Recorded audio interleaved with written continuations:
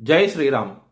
2022 నుంచి 2024 జూలై వరకు మొత్తం 11 ప్రెడిక్షన్స్ అనేవి ప్రూవెన్ అయ్యాయి.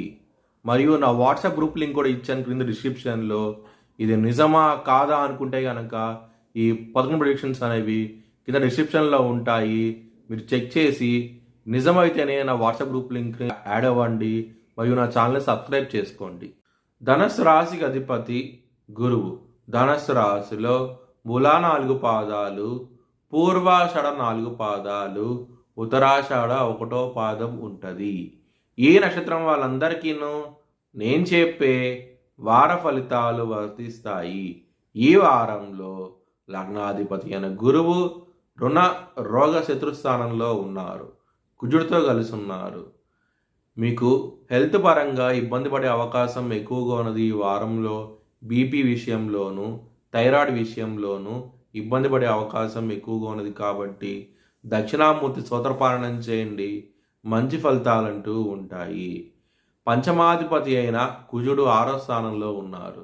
లవర్స్ విషయంలో మాత్రం చాలా గొడవలంటూ ఎక్కువగా ఉంటాయి.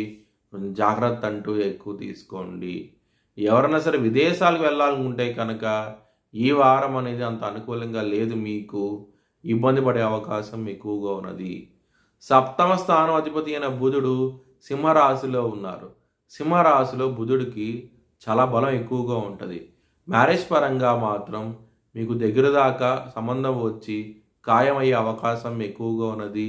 ఈ వారంలో చాలా ఆనందంగా ఉంటారు.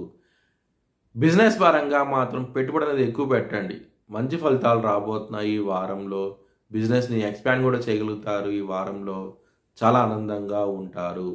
కెరియర్ పరంగా మాత్రం ఈ వారం అనేది అంత అనుకూలించడం లేదు. మీకు గొడవలు అయ్యే అవకాశం ఎక్కువగా ఉంది. కెరియర్ పరంగా ముఖ్యంగా మీ మేనేజర్తోనూ మీ టీం లీడ్తోనూ గొడవలు అంటూ ఎక్కువగా ఉంటాయి. కాబట్టి కొంచెం జాగ్రత్త అంటూ ఎక్కువ తీసుకోండి.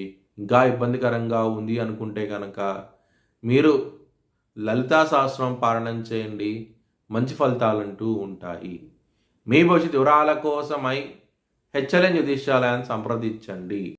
2024 భారత్ ప్రైమ్ మినిస్టర్గా నరేంద్ర మోడీ రీఎలక్ట్ అవుతాడని చెప్పి నేను మార్చ్ 2022లో చెప్పడం జరిగింది.